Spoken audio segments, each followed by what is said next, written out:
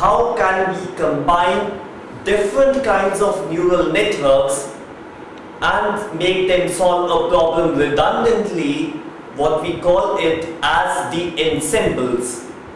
As a result, we have proved that the ensembles are capable of solving problems in a way that no single neural network can actually solve, and some kind of excessive benefits that we can get using ensembles.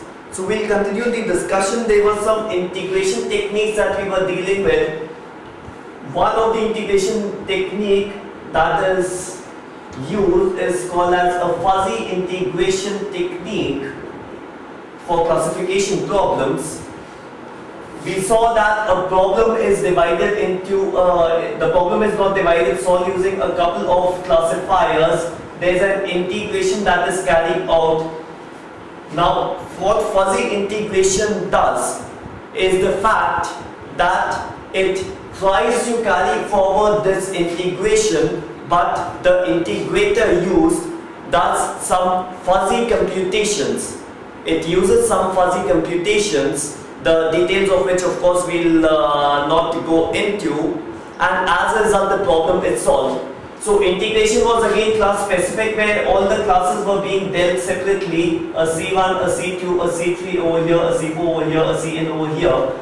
And we said that what a normal integration technique was doing some kind of max, a min, or any kind of operation over here by all the classes. So there was some operation being applied at each one of these classes over here, and based on that the final decision was being made. So this was like the maximum of the all. So there was a kind of max operation that was being done out here. This was what our normal integration techniques were. Now, what unfortunately happens is that sometimes we cannot model the problem in such a way such that we get the ideal decision boundaries. Now remember again the kind of input space or the classification space that we had drawn for the function prediction or the optimization or the classification problems. We needed integrators that are adaptive enough to model the ideal decision boundaries when the different decision boundaries are way apart.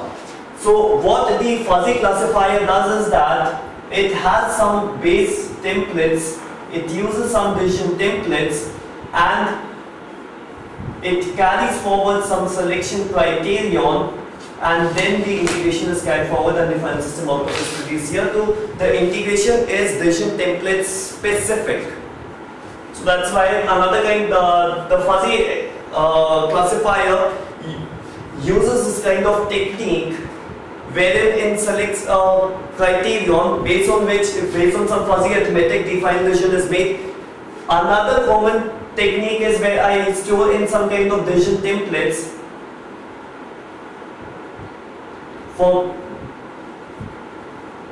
I use some decision templates, and based on these decision templates, the actual classifier is the actual decision is made based on whatever decision template I select.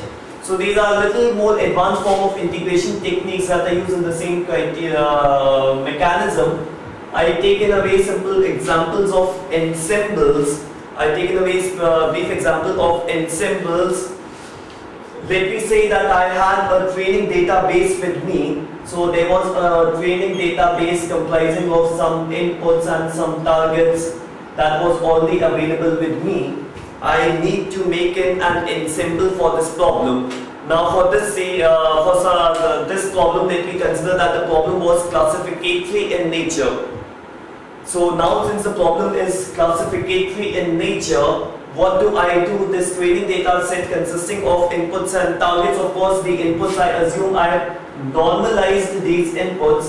So they all kind of lie between zeros and ones. So all the inputs have been normalized. So the input of would be of format I0, I1 up to IN. I normalize this up.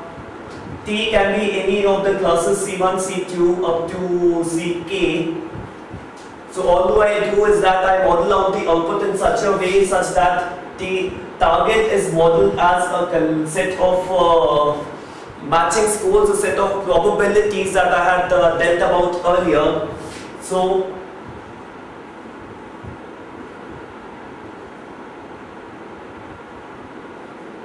That is how I target the score. If for any of element of my training database, the corresponding target is the class C2, I will model it as 0, 1, 0, 0, 0 and so on. If for any of the elements of my training database, the corresponding output is class C5, I'll model it at this way. The matching score is 0 for all elements except for the class. The matching score is 0 for all elements apart from the matching class out here. So the entire database I had split out into inputs and targets first of all. All the inputs have been normalized to lie between 0 and 1. And all the outputs have been denoted their corresponding vectors. All the targets have been converted into these kinds of vectors. So that is the first step that I have done with using, that is the first step that I have applied this in this training database that I had. Normalization of inputs and targets being represented by the numeric equivalents by the matching score vectors. So now the next thing to be carried out, once I have already this vector, I can make it an A and N.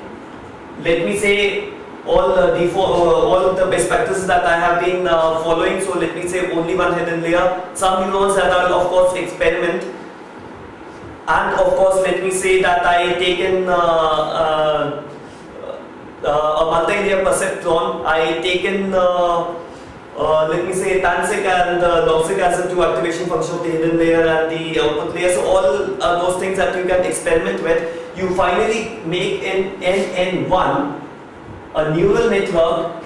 You train it with this database. You already gotten a training database. You train it with this database. So my NN1 is ready. Similar thing that I do is that I make in another neural network. I make in NN2 with the same training database, probably different number of neurons, probably different number of epochs, probably different kind of network architecture, so that there is some discrepancy, so that they disagree to some extent. So I make in a different neural network of a different architecture out over here. I make in the third neural network 3, and similarly I make in some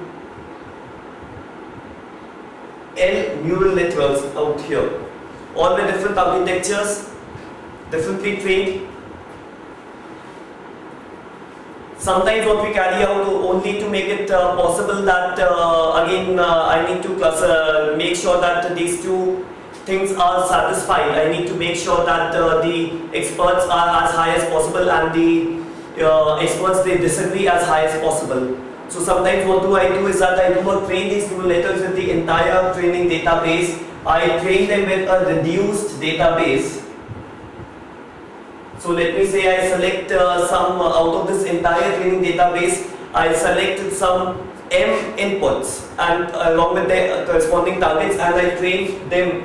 I randomly select M inputs along with the targets. I train the NN1 using these M inputs. I again select some another M2 random inputs along with the targets. I use it for training NN2. I again randomly select some M inputs. I use them to train NN3. I randomly select M inputs. I use it to train NNL. So anyways that I do, I carry forward making of these L neural networks using this input and these targets, what I have in my training database. So my training of these inputs is over. Let me say the kind of integration that I was carrying forward was a sum technique. Let me say that the integration technique was a sum technique to be used. So now what do I do? My L neural networks is ready.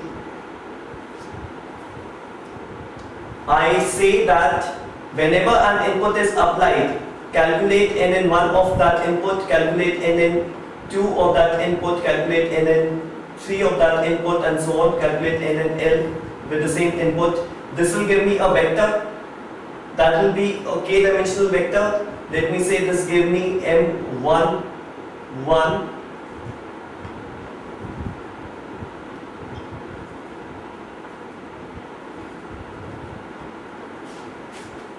I'll normalize this vector. Let me say I have normalized this vector.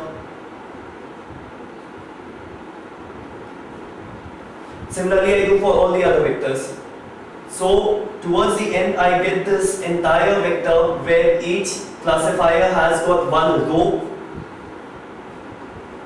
This denotes what is the matching score of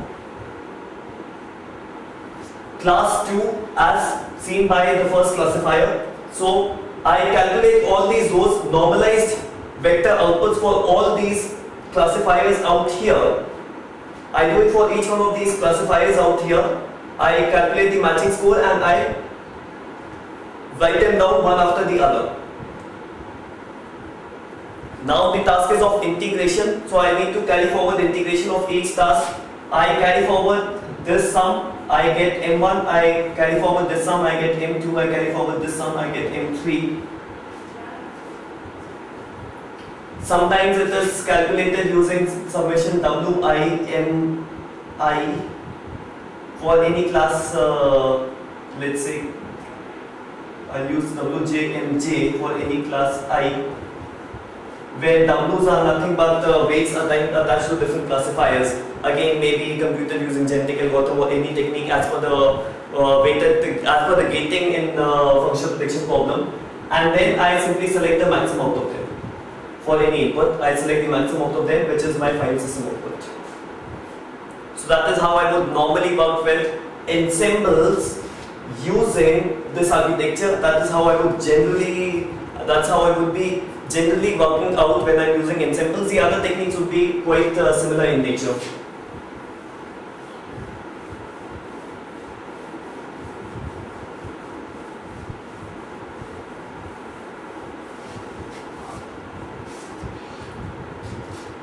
So this was more or less what we had to discuss regarding the ensembles.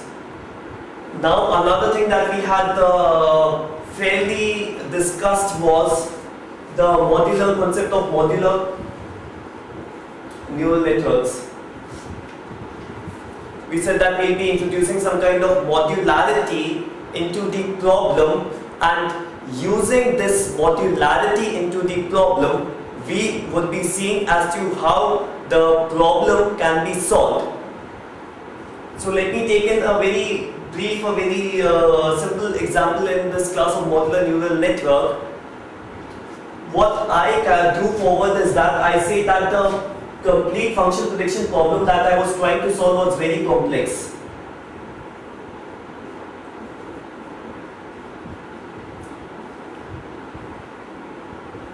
Or the kind of classification problem had too many classes in it, and they were all separated by some different decision boundaries.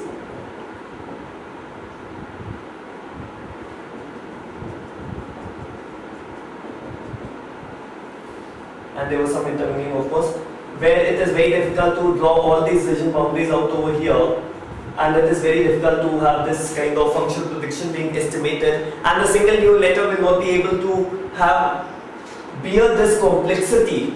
A single neural network will not be able to bear this complexity because this is a highly dimensional surface, this is a highly dimensional surface. Functional prediction problem, in case of functional prediction problem, it is a very high dimensional surface in terms of its base, and in feature space is a very high dimensional feature space because the number of features are too large. So how is it that I solve this problem of very high complexity where everything is very high? A single neural network may not be able to solve out this problem. So what do I say? I divide this entire space in two parts. Let neural network 1 solve this part, let neural network 2 solve this part, let neural network 3 solve this part. Sometimes may be given as a slightly overlapping regions as well. But here I distributed the entire space into some kinds of divisions. I have introduced some kind of marks. I said that this is neural network 1, this is neural network 2, this is neural network 3. Of course, this is a highly dimensional surface. So if you look at that from the top, somehow, what you would see is that these are the various, this is the surface that was there, these are the training data elements. So all that I have done is that I have said neural network 1 will solve this part, neural network 2 will solve this part, and neural network 3 will solve this part. So I divided the entire input space. where different neural networks are delegated to solve different parts of the problem. I have altogether delegated different neural networks for different parts of the problem, and similarly here I say that the different neural networks solve different parts of the problem. So let me say I make this division out here. So neural network 1 solves this part of the problem, neural network 2 solves this part of the problem, neural network 3 solves this part of the problem. An interesting thing to note here is that neural network 1 only needs to discriminate between these two classes. Neural network 2 needs to only discriminate between these two classes, and neural network 3 needs to discriminate between all these three classes, because all these three are ultimately coming in somewhere or the other. So even the number of classes have reduced. Even the number of classes, they have drastically reduced. It was not possible for the neural network to have this kind of complexity. It was not possible for it to model this kind of complexity, but it is possible to model this complexity, model this complexity, or model this complexity for that sake. It is completely possible for the neural network to model this much limited complexity. And similarly, it might be possible to model this curve out here, this curve out here, and this curve out here, this curve out here, this curve out here, but it would not be possible to model this entire curve out here. So again, I have what I've done is that I have divided the entire search space here, feature space here, and the input space over here into discrete regions, and each neural network does some part of the problem. So now when input comes, I need to only select which region does it belong to. If it belongs to region 1, neural network 1 will solve the problem, it will give me the final output. If it belongs to region 2, my neural network 2 will select and it will give me the final output. If it belongs to region 3, my neural network 3 will give me the final output, and so on. And similarly for the classification problem, if it belongs to neural network 1, my neural network 1 will give me the final output. If it belongs to neural network 2, to region 2, my neural network 2 will give me the final output, and if it belongs to region 3, my neural network 3 is what will give me the final output. So that is what kind of division that I have done in this entire search space. That is what I have kind of followed out over here, the division of the entire input space, or the classification space in this case.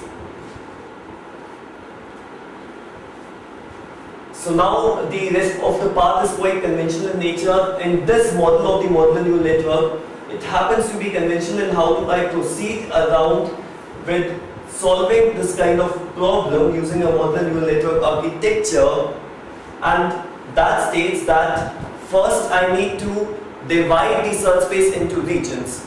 My first part is that I need to divide the entire search space into some kind of regions. And how do I divide my search space into some kind of regions? For that I use the fundamental of clustering. The fundamental of clustering would say that if there is some training data out here, and I'm only saying training data, if it's a function prediction problem, it will be a curve. If it's classification problem, it will be the feature space where this X will be either O's or hashes or crosses or whatever. So I had some training data, and this is what I plotted is the base of the function prediction problem, or the entire feature space problem with all classes being represented by the same domain. I find out the clusters of the space. So let the clusters be, let the cluster centers be here. Let the cluster centers be here. So what do? I cluster the training inputs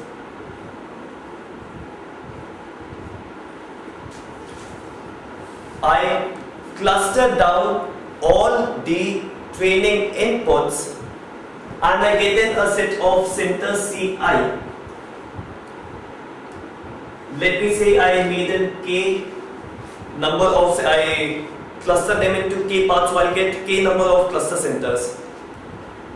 So I'll get in some k number of cluster centers over here. So now I have some k cluster centers over here. Now what I need to do is that I make in a rule, any input will be associated to the closest cluster center that it belongs to. So if this is the input, it will be associated to this cluster. This is input, it will be associated to this cluster. This will be associated to this cluster. This will be associated to this cluster. Any input will be associated to the cluster that lies closest. And if I have got any unknown input here, I, it will be associated to this cluster because the distance, this distance is smaller than both these distances. That's why it will associate itself towards this cluster. So towards the end, I'll get in some kind of boundaries like this. I'll get in these boundaries, and these becomes a three regions: NN1, NN2, and NN3, where this is C1, this is C2, and this is C3.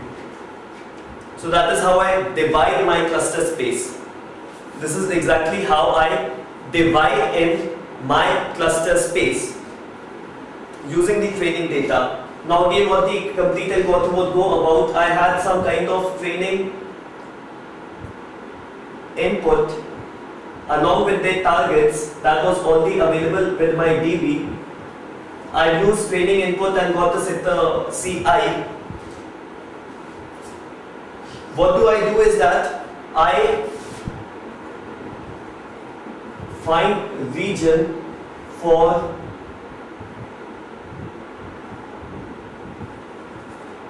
each training input.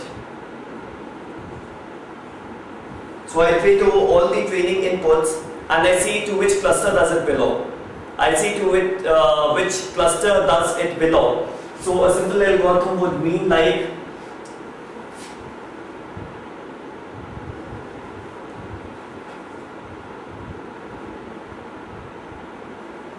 for all training inputs along with their targets, let me call it input and the targets in train-DB.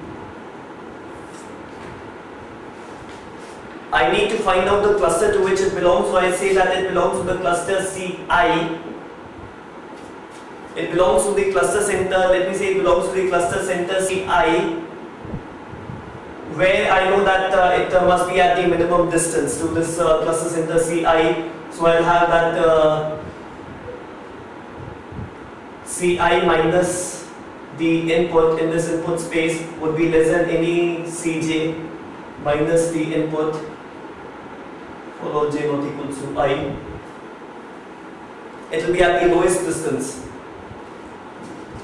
It will be what is at the lowest distance.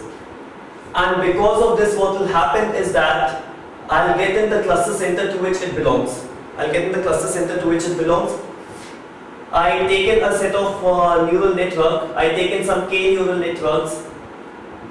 Initialize all. I take in training in database of any neural network and initialize it by all 5. That means they also nothing. For all I 1 to k, and here I simply add this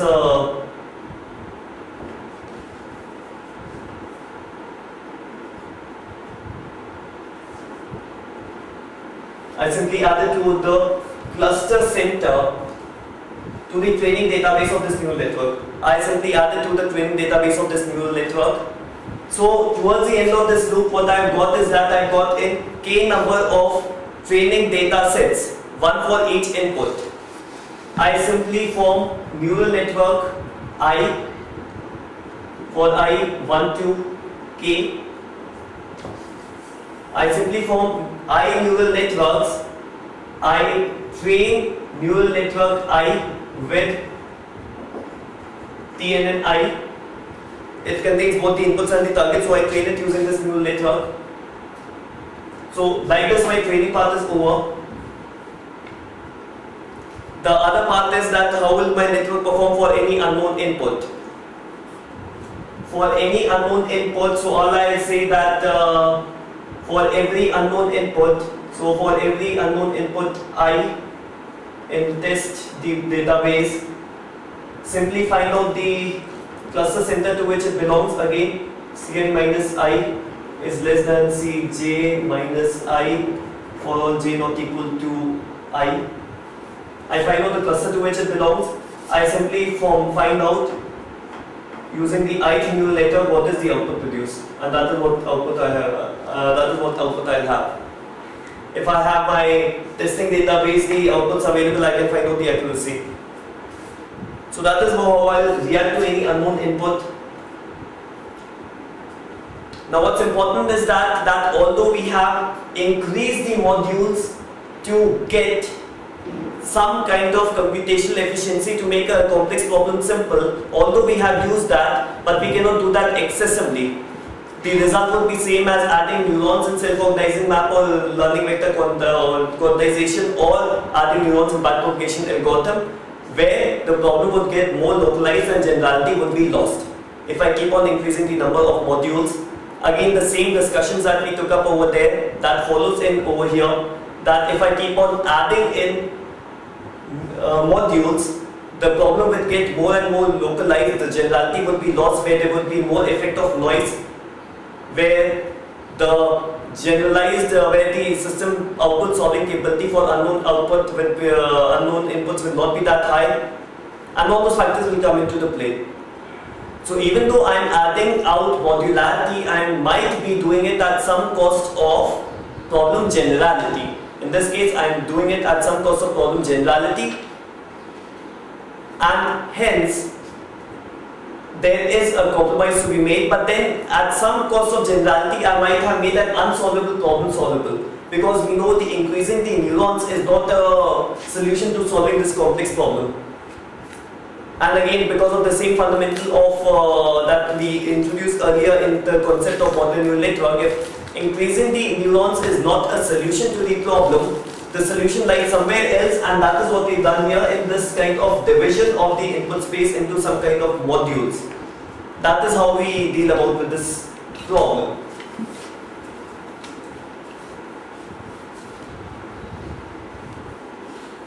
So with this, we'll move upon into another kind of model that we normally use for some kind of problem solving.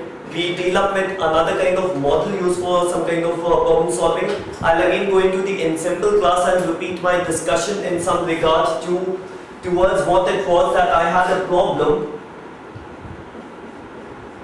I solved it using a variety of classifiers and integrated them up. Let me say that the integration was sum. So basically my output was summation Wi Mij for the classification problem. For the function prediction problem, as per gating, we had summation Gi Yi, I valuing 1 to k in both cases. This is what my output was supposed to be in what I have already discussed. And we needed in how do we find out the weights. The big question was in how can we find out these weights. So we'll see into how is it that we can calculate the weights. I'll take in another simple approach over here. So what happens is that I have another space, let me draw the input space for any classification problem or function prediction problem. Let me draw the space over here. It contains of these training inputs. It contains these training inputs all over here. Of course, if it's a feature space, then these X will be some O's and hashes. If it's a function prediction, it will be only X, and the surface will be over at the top, what I have not drawn out over here. So again, this is the input space that I have drawn out over here. What do I do is that I take in some kind of validation data over here, which is a small proportion. In fact, it would not be technically called as a validation data. I reserve in some amount of data out here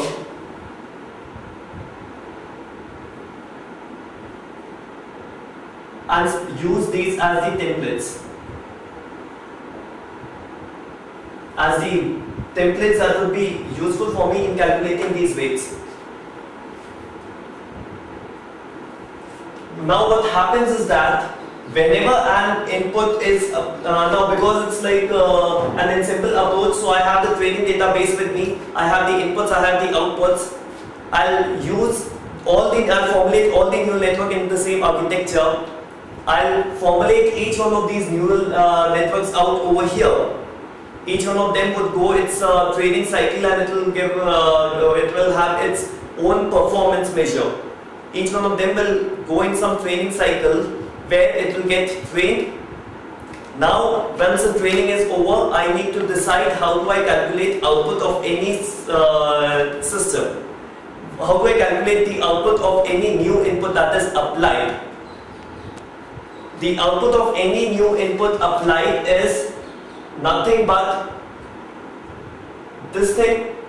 Since I know the neural network, I know this and I know this. Since the neural networks, the experts have already been formulated, I know this part and I know this part. So that means the only thing I need to find out in deciding my final output of the system is Wi over here or Gi over here. The only thing that I need to find out is this term out here. So the problem is, how do I calculate this weight? How do I formulate this weight that gives me the end system for that sake? So what do I do? Any input will be a point in this space. Any input will be a point with this space. Let this data be P1, P2, P3, P4, P5, P6, P7 and whatever. Let this input be P1, P2, P3, P4, P5, P6, whatever. I calculate the KPIs. I select KPIs which are at shortest distance to I. So in order to calculate this, what do? I calculate KPIs that are at the shortest distance to this applied input I. And once I get this KPIs which are at the shortest distance of I, so I know that maybe I selected this, I selected this. These three have been selected because they were closer to this input I. So I select a total of KPIs and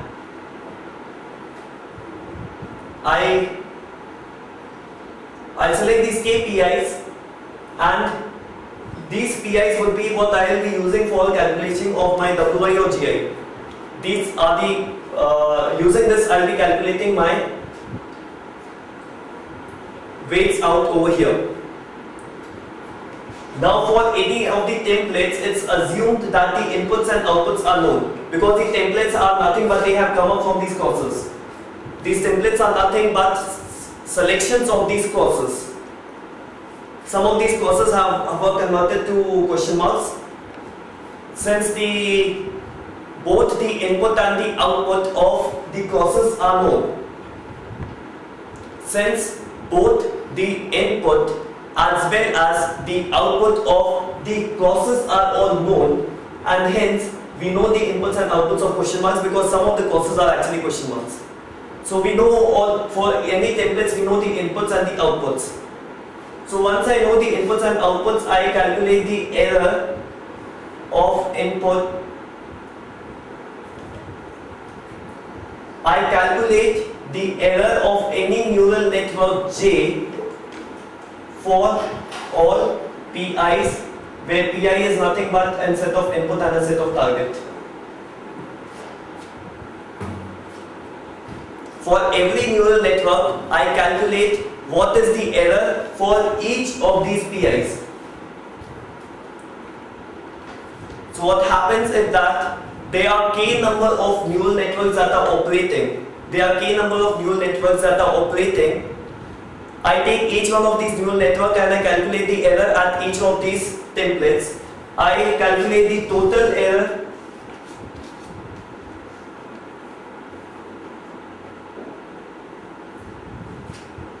I calculate what is the total error for the neural network J. So for all the neural network, I calculate the error, which will be nothing but summation of errors of neural network J for Pi, which is input I and target I.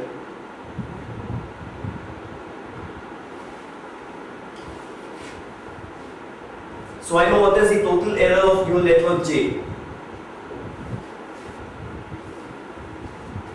Now I simply say that weight W J is inversely proportional to error and summation Wj is equal to 1. Of course, this is a normalizing factor. That's why I have applied the normalization over here and say Wj is proportional to 1. And I use any inverse relationship out over here. I use any inverse relationship out here to make the weights inversely proportional to the total errors. And using any of the equation, I can model this, I can normalize this, and that is how I get my weights out over here. So the only thing is that here the integration equation has been changed. In this case, the integration equation has been slightly changed, and what the new integration equation says is that output is equal to summation I equals to 1 to the total number of classifiers, let it be k.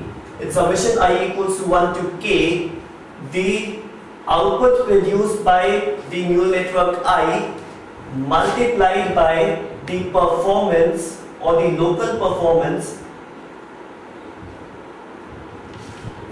of neural network I for applied input I. Of course, it's the output when I has been applied, that's the input. So there is some local performance that I am trying to find out, and using this I am trying to integrate the equation. Now again, remember that I said that my entire space would consist of regions in which one expert is very good, the other expert is very bad, and another region in which the first expert is very bad and the second is very good. So what I am trying to do is that at every region I am trying to identify good and the bad neural networks. For every region, what I am trying to do is I am trying to identify which are the good networks and which are the bad networks. I am trying to increase the weight of the good networks and I am trying to decrease the weight of the bad networks for that region. For any region in this entire input space, in this entire feature space, I am basically trying to increase the weight if the neural network has a high performance over that specific region. If the neural network over that specific region has got a high performance, then I increase its weight, and in case the specific neural network has got a lower performance, then I reduce its weight. And in this way, I can calculate the local performance as a measure of, which is of course the weight itself. And these are more localized kind of networks, and they get driven by the local performances. As a result, I am able to get the decision boundary as close as the ideal decision boundaries based on the local performances of the various classifiers. I am able to get the final decision boundary very much ideal because I am recording the local performance of the various classifiers. In case of a classification problem and in case of a functional prediction problem, how close are they to the ideal kind of decision, to the ideal kind of curve. Now again, the same two principles still hold, that each classifier must be as high performing as possible, and the diversity between classifiers need to be as wide apart as possible, because if classifiers will not be high performing individually, the problem will come is that my system will be very much non-prone to noise. Some curve at some part will overfit, and my classifier, my integrator will give very high value to that overfit region over that classifier which is actually overfit. So in that case, I am likely to get a very low generalizing power. So hence the individual performances must be high in an idealistic sense, and the difference between the various classifiers must be as high as possible, The same thing almost holds true for the functional prediction problems as well. Almost the same thing would go for the functional prediction problem as well, because what the underlying difference is, what the curve is for a functional prediction problem, a decision boundary is for the classification problem, and this we know by default. This we already know, this we as a well-known fact, that the decision boundary is ultimately a curve. A decision boundary is also ultimately a curve that decides something. So that is what is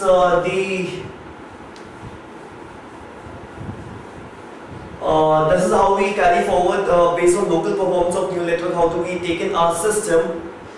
I'll speak in, because it's a slightly important topic, I'll speak in a little bit about the problem of feature selection. Of course, much of it we've selected, and then I'll take it from the simple ANN to the modular neural networks. I'll take in this integral transition as well. So what happens in a problem, we do the problem of feature extraction. They are of high value, there's a very large volume of pool that is available. If I get this entire pool as it is to the neural network, I face the problem of curse of dimensionality.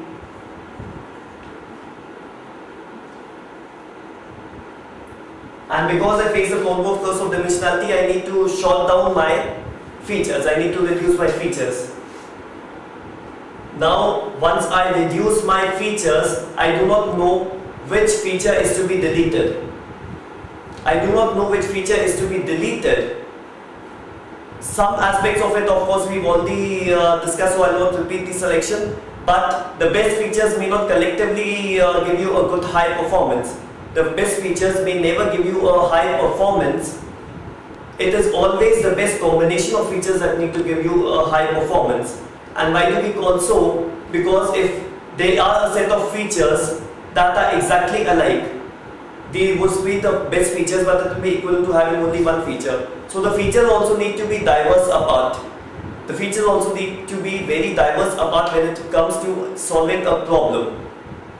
They may be very good features, but there is a kind of data that all these cannot solve. And a very bad feature that can only classify this data well is something that we would normally like to be in a pool that we give to the neural network. So the problem of feature selection says that I select the pool of features that are to be given. Let the features be f1, f2, and like this f capital N. I need to select, let's say, k of them that need to be given to this ANN for some kind of performance. So all that I do is that I take in a genetic individual of size k. I select then features that will be given to this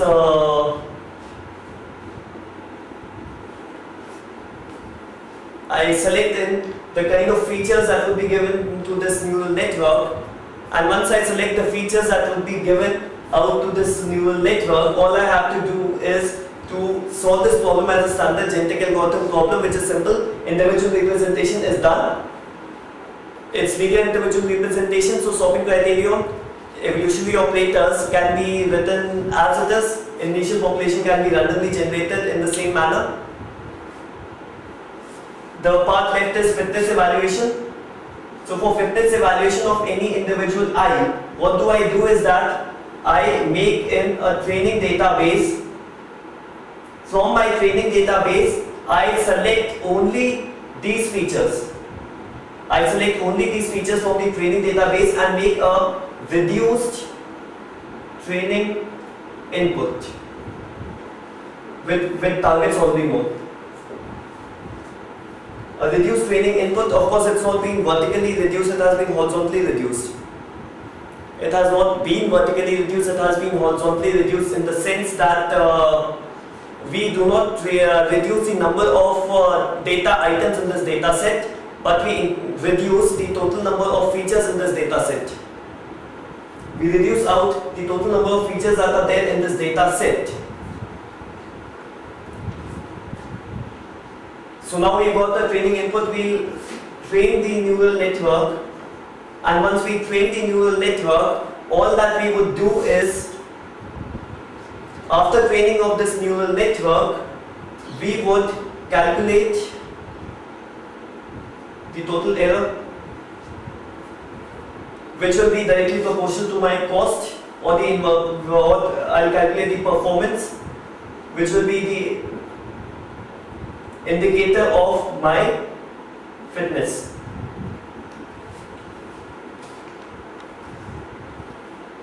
So that is one way the problem can be solved. The limitation is k is to be fixed. I can keep it variable. I can say that my genetic algorithm would have in a variable fixed size individual. Again, there would be n individual. Each gene would denote whether the feature is selected or not. So this is F1, this is F2, this is Fn. This is selected, this is not selected, this is not selected, this is selected, and so on. And I carry forward the same task. Now it's a binary coded genetic algorithm. If it's a binary coded genetic algorithm, the same conventional operators, everything would be used. I'll again train, I'll again test the database. The only thing is that I'll have to add a parsimony.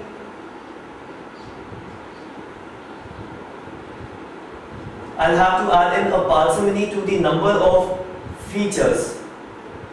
I'll have to add in a parsimony that is directly proportional to the number of features, or the number of inputs to neural network. Now of course here one of the other issues is how do you fix the total number of neurons in the hidden layer, because you cannot do it in real time in the genetic algorithm. For that I can make the individual embed all these parameters as well.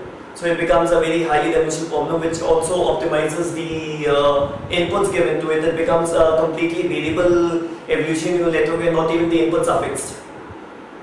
Or alternatively, I can try out some best practices and heuristically select the number of neurons while I am in my fitness function. In this case, the individual size would be small in nature, but again the point is that the heuristics may fail. So that may lead to poor performance over some feature collection that would have alternatively given a very high kind of performance. So that's what was using a simple ANN. I carry, the next thing is attribute division. The next important point that we carry forward is attribute division. Here the architecture is, again we've got a feature set pool F1, F2, F3, Fn, but this is in place of a neural network, it is a modular neural network, so there are some NN1 over here, and NN2 over here, and NN3 over here, and NN4 over here. And of course, if it's a modular neural network, then I can say that what will happen is that modularity has been applied at the attribute level. In this case, the modularity has been applied at the attribute level. So again, this part of the architecture would be simple to an ensemble where there will be an integration technique used. Any input that is applied, it will be given to all these neural networks. So same ensemble technique and integration will be applied. But the modularity is at the attribute level here. So I need to decide which features go here, which features go here, which features go here, and which features go here. So that is what I need to decide. What will be the features that will be going for each one of these. Again, a very very simple technique would be that I take in an individual. I say each one of them can have a maximum of k attributes. I say each one of them can have a maximum of k attributes. So they are total of n experts out over here. So the first k is reserved for nn1, the next k is reserved for nn2, and so on. The last k is reserved for nn. And again, I have features that follow here: f1, f5, f10, f12, and so on. And again, this can be solved using any simple architecture. This can be solved using any simple technique where I have a real representation of the genetic individual. I can do anything with it. I can use standard genetic algorithm operators. I can use standard techniques. I can again use I can formulate this kind of ensemble architecture based on this individual for fitness evaluation. I can find out total performance of this ensemble and then give my final system output. But again, the problem would be who fixes in the architecture of each one of them. The number of neurons, the weights and the biases. One of the possibilities, I embed this information here itself. If I embed this system here itself, it becomes way too high. It becomes a way too highly dimensional problem. The other solution can of course be some heuristics that I possibly deal with. But this is what the basic approach is. Now here we are normally concerned about two things. We are normally concerned about two things, that it is always better to have each one of these F1, F2, F3 and Fn in some or the other network. Since some person has the extractors as a feature, so it must be carrying some value. Do not delete it from the system. So we would normally prefer to have any Fn in some or the other attribute, and it is normally, because we have to maintain the diversity as well, it is normally preferable to keep diverse aparts modules. It's more beneficial if the modules are as diverse apart as possible. So there is some kind of fixing that we can do to the fitness function based on both these counts, and we can modify the fitness function to maintain these two properties.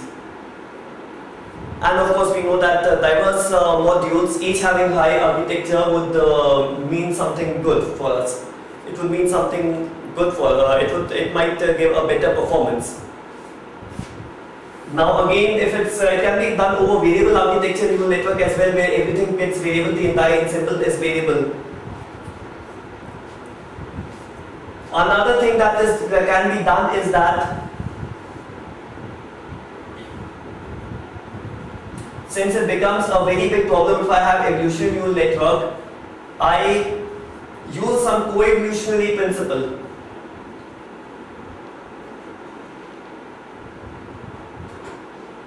Where I take in a pool of neural networks and I apply some kind of evolution over them. So each one of these neural networks helps, cooperates in the evolution of the other neural network. So there is a cooperation fundamental over here.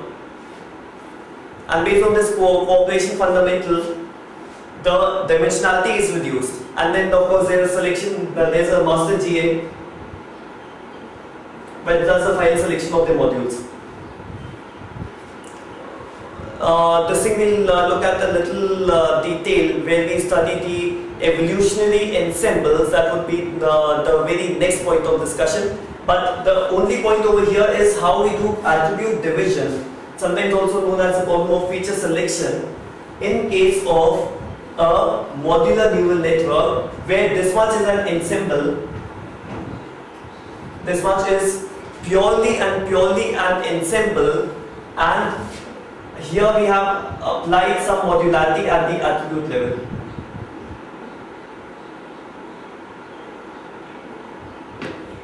And that's again very conventional for problem, that whenever you land up with problems with very high number of features.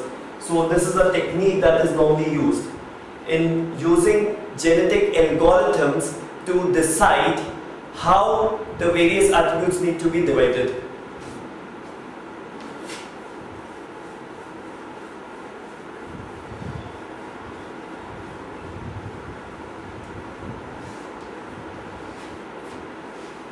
Now again, we would be of course discussing the evolutionary ensembles, the evolution modular neural networks, which is intended to be the next topic. Now there are very exciting things that you can do combined with the mixture of experts terminology as well as the modularity terminology. There are some very exciting things that you can do by making these hybrid with each other. Now remember, we first said that there was something known as hybridization of neural networks, where we use multiple neural networks either to solve redundantly in an ensemble architecture or to divide the computation in a modular neural network architecture. We can use them. Now we can even use them in a combined manner to gain some more sophisticated systems for problems which are really complex. We can use them along with each other to solve problems which are somehow really complex. Now again, what comes up from one of our own publication is a system wherein we first had some variable architecture evolutionary neural networks that were generated. We had some variable, we had a mechanism, again a simple evolution neural network that we used to solve the problem. We said that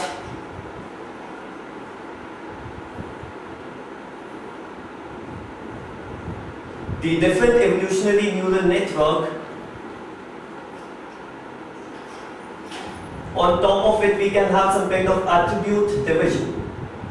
So this is some kind of modular neural network approach applied that can be used over this evolution neural network. So as a result, what we did was that we had a collection of features.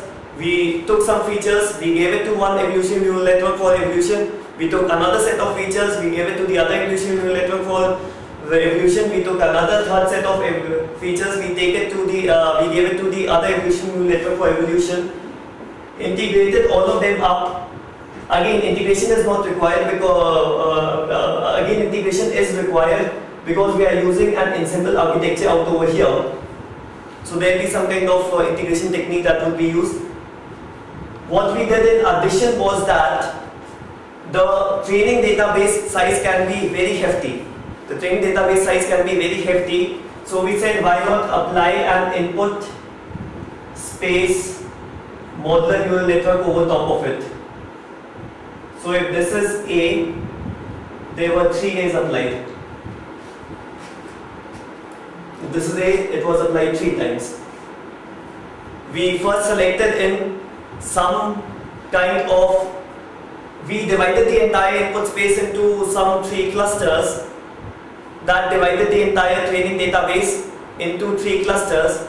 For each of these clusters, we took this cluster. So for each of these 3 clusters, we took a cluster. We further divided it, we divided its attributes. So first we had divided the entire training data sets into by the input space, then we divided them by attribute. So if I have a training database table over here, first I divided it into vertically into different data sets. So this was MNN1, this was MNN2, and this was MNN3. Later we divided it into its attributes. So this became the first part, this became the second part, this became the third part. So like this, there were a hell lot of neural networks applied. All this was done using multi-layer perceptron as the basic neural network architecture. We said that even the multi-layer perceptron may not be a limitation. If even multi-layer perceptron may be a limitation. So if this is B, we said that we applied B 3 times in an ensemble architecture. We applied B 3 times in an ensemble architecture. This was using MLP, this was using RBFN, the radial basis function network, and this was using the recurrent neural network. And that is how we got the complete big complex architecture for sophisticated enough to get in some really complex problems, sophisticated enough to solve some really high magnitude of problems.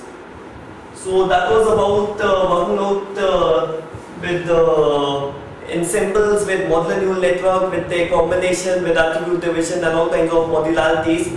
Next thing, important point of discussion is that can we use evolutionary computing for optimal design of the ensembles of the modular neural network? Can we use some kind of evolutionary techniques over these techniques presented? And that is what I will be discussing out next. That will be at the next hour of the session.